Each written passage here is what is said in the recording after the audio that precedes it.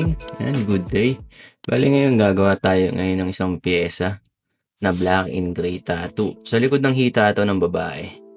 Bali babae yung tinatatuan natin and hindi talaga ito yung original reference na dapat namin gagawin. So nga lang, yung client ang binigay sa akin reference is nakalagay sa side ng binte. So magkaiba ang binte at hita, di ba mga boss? So ang binte is malayang mahabang canvas.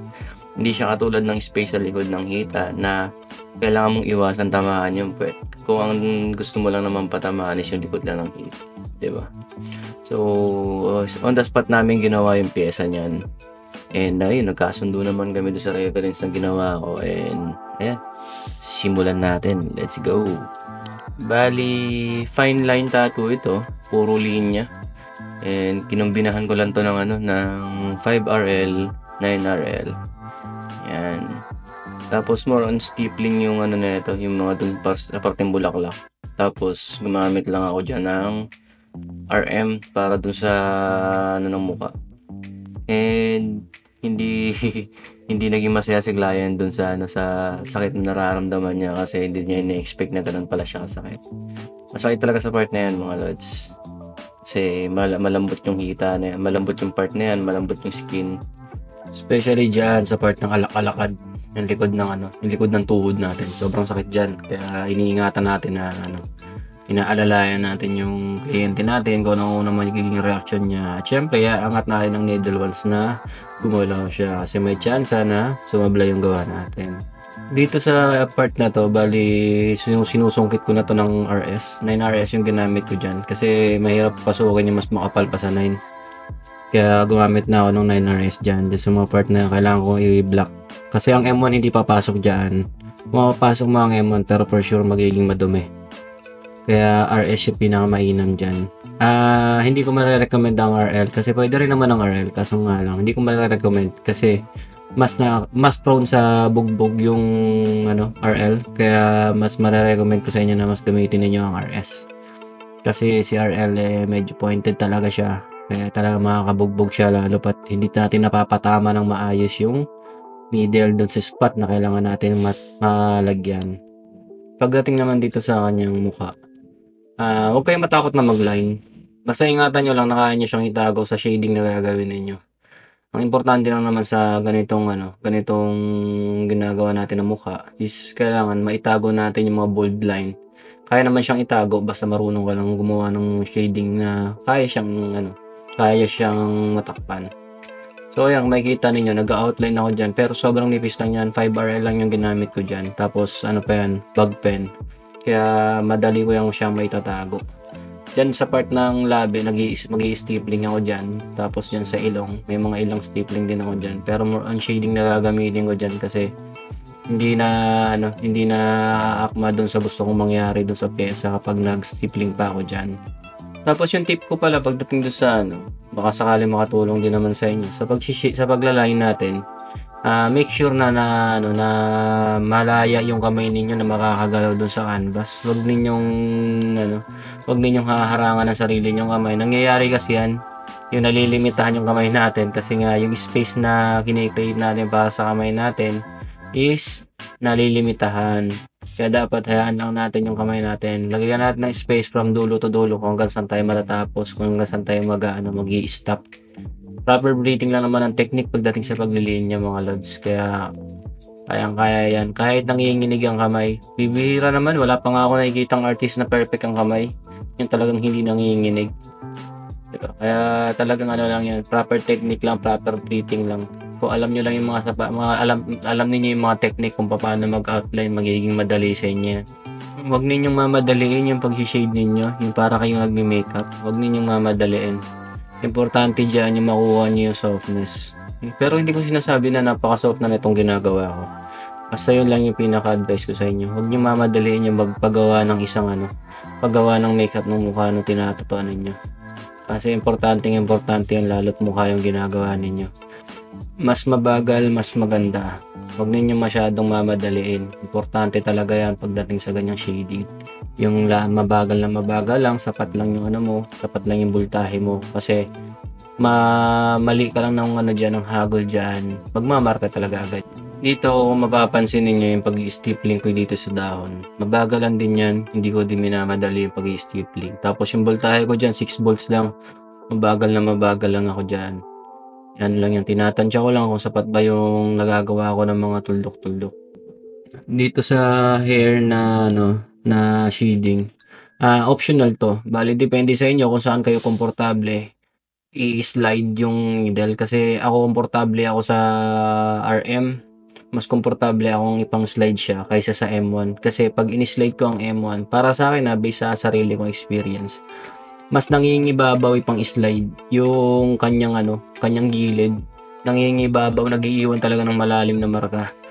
Hindi siya katulad ng RM na pag pinang-slide mo ng ganyan, yung nangingibabaw na nasa kanya is yung maraming marka. Nakukuha nyo ba? Kasi pa-curve yung RM, diba? So pag pinang-slide mo yan siya ng ganyan, mangingibabaw yung gitnang part ng needle. Hindi yung katulad ng M1 na ang mangingibabaw yung gilid niya.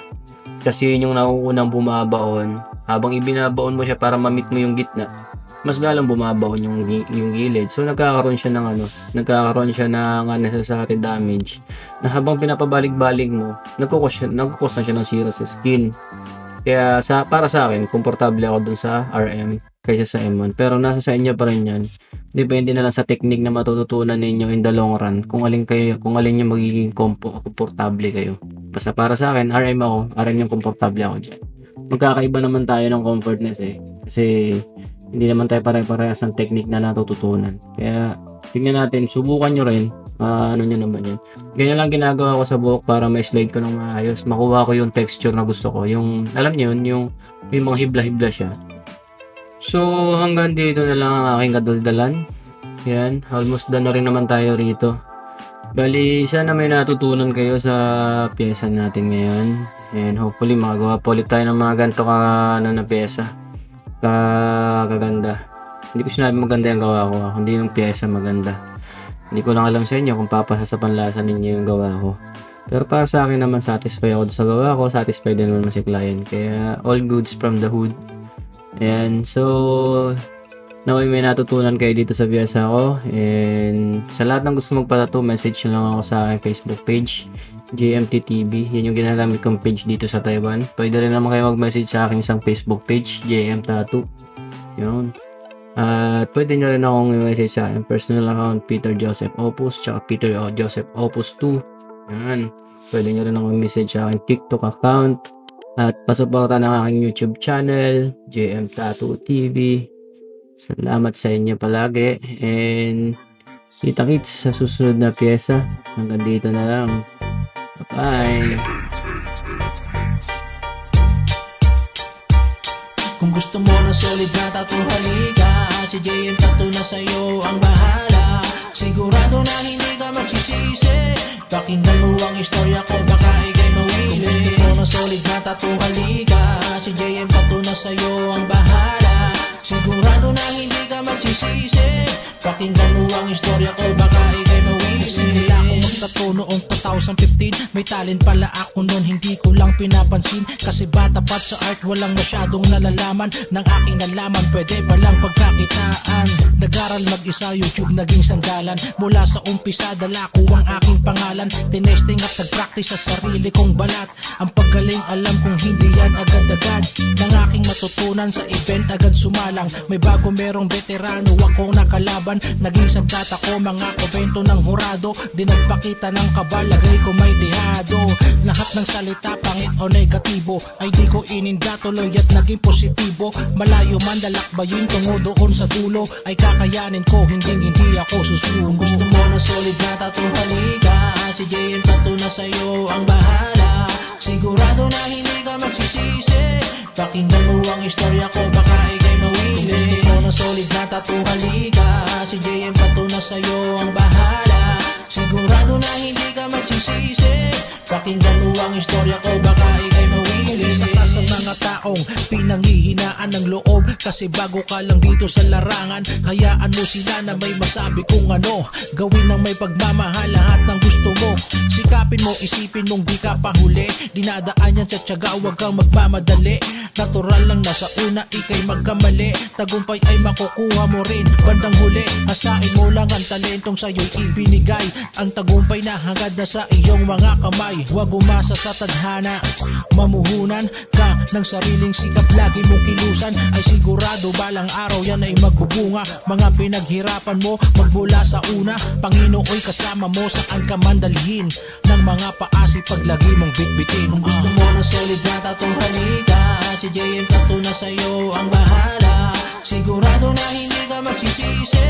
Pakinggan mo ang istorya ko, baka ikay mawili. Kung gusto mo ng solid na tatong halika, si JM Tattoo na sa'yo ang bahala. Sigurado na hindi ka magsisisi. Pakinggan mo ang istorya ko, baka ikay